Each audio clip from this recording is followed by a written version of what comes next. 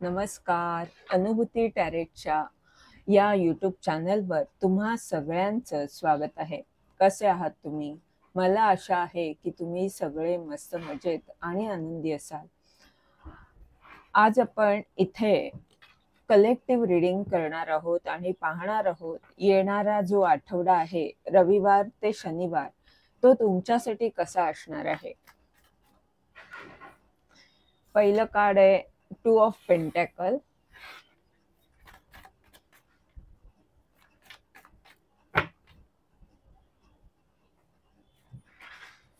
Wheel of Fortune.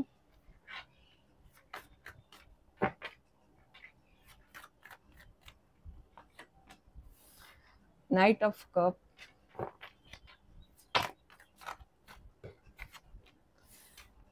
Five of cup.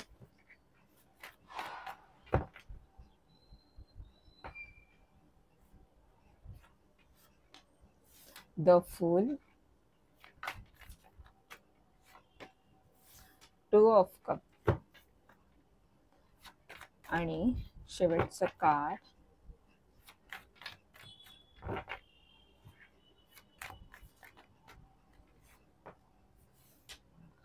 Four of cup.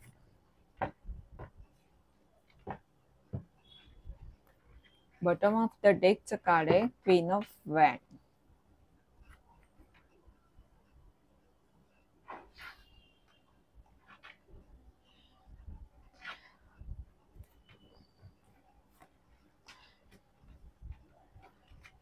आपण ही सगळी कार्ड समजून घेण्यासाठी अजून काही कार्ड्स काढू.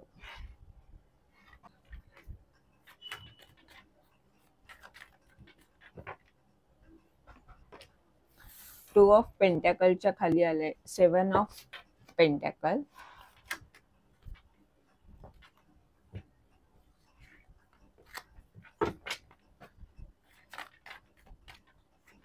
व्हील ऑफ फॉर्च्यूनच्या खाली आले 9 ऑफ पेंटॅकल. नाइट ऑफ कपच्या खाली आलंय द मॅजिशियन.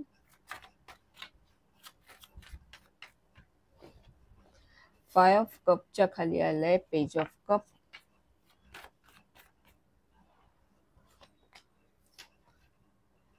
द फूलच्या खाली आलंय page of pentacle.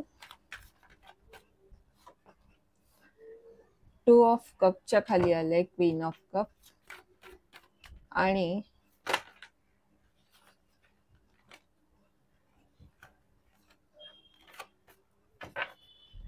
Four of कपच्या खाली आलंय क्वीन ऑफ वॅन. आणि बॉटम ऑफ द डेकचं कार्ड आहे चॅरियट.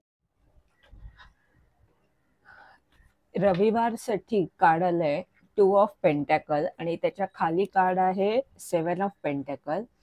तर ही कार्ड सांगतायत की जिथे तुम्ही मेहनत घेतली होती, काहीतरी तुम्ही असं काम केलं होतं की भविष्यात त्याचा तुम्हाला फायदा होईल, तर त्या ठिकाणी तुम्ही मेहनत घेताना दिसत आहात. इथे तुमची कसरत होते म्हणा किंवा 2 गोष्टी सांभाळून तुम्ही करत आहात आणि ह्या तुमच्या स्थितीमध्ये बदल होत आहे, चांगले बदल होत आहे. त्या दृष्टीने तुम्ही पाऊल उचलताना दिसत आहात.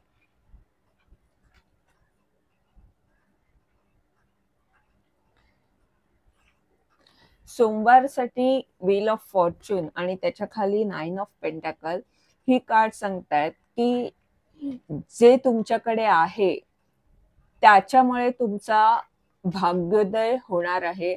त्याच्यामुळे सोमवारचा दिवस काहीतरी खास तुमच्यासाठी ठरेल.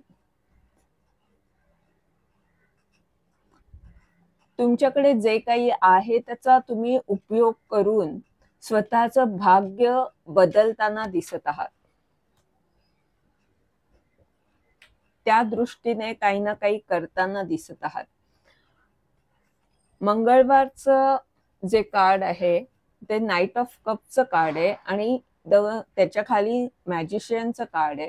तर जसं इथे मी म्हटलं की तुमच्याकडे जे काही आहे, ज्या गोष्टींनी तुम्ही समृद्ध आहात, त्यांचा तुम्ही वापर करताना दिसत आहात, ते इतरांना देताना दिसत आहात. कारण इथे नाईट ऑफ कपचं कार्ड आहे, शेअरिंगची ऊर्जा आहे. तुम्ही इतरांना प्रेम देताना दिसत आहात मंगळवारी.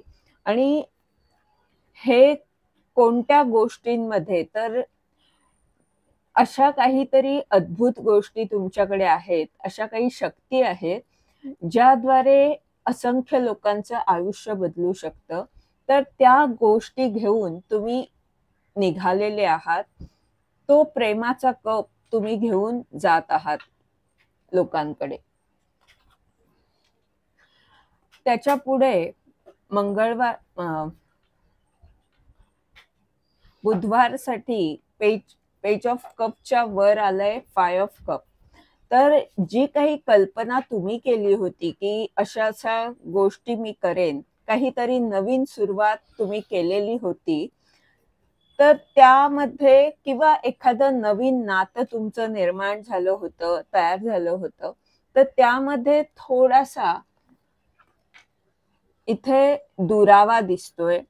असं होऊ शकतं की तुम्हाला जसं अपेक्षित आहे तशा गोष्टी घडत नसल्यामुळे तुम्ही नाराज आहात आणि ज्या गोष्टी आहेत त्या तुम्हाला दिसत नाहीयेत आणि त्यामुळे थोडेसे नकारात्मक इथे आहात.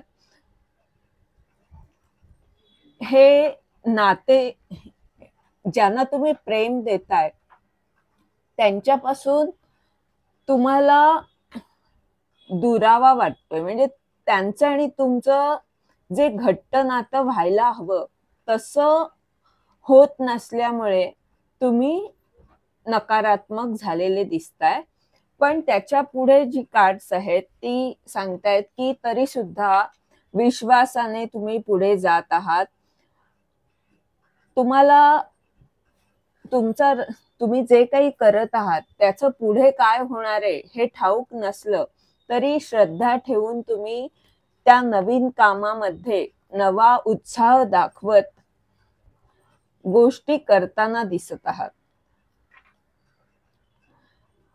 जे काही करत आहात त्यातून तुम्हाला शिकायला मिळतंय. शिवाय तुमची श्रद्धा दृढ होतीये. त्याच्या पुढे शुक्रवारसाठी जे कार्ड आलंय तिथे तुम्ही संतुलित दिसताय.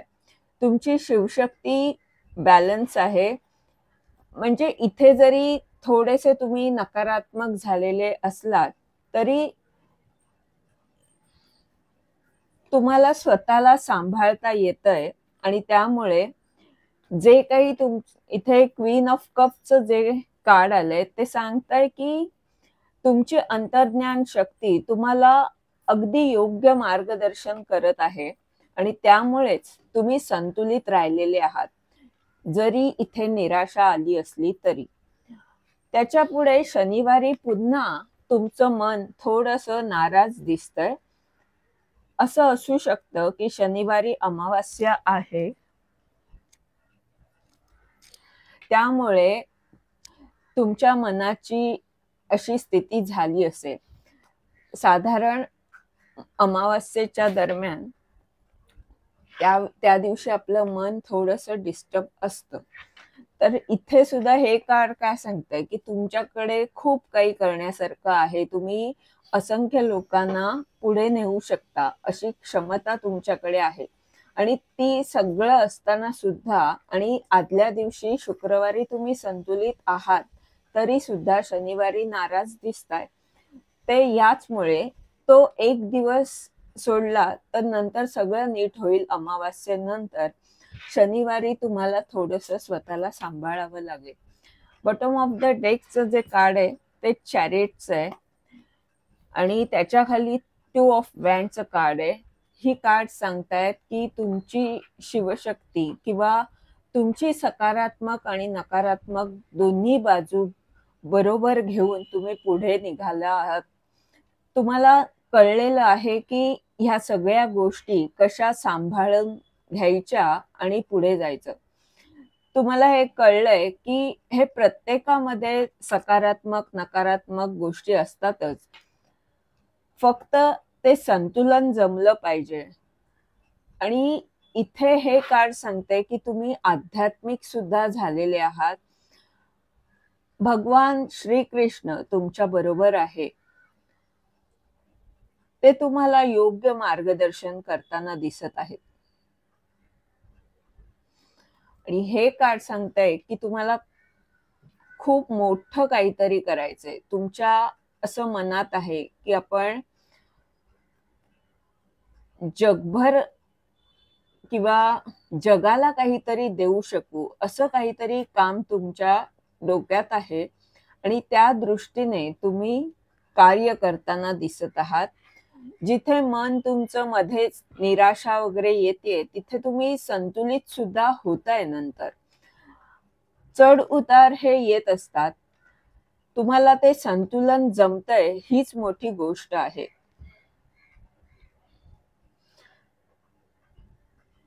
हे होतं तुमचं रीडिंग. या रीडिंगद्वारे जर तुम्हाला मार्गदर्शन मिळत असेल तर लाईक, कमेंट जरूर करा. चॅनलला सबस्क्राईब करा.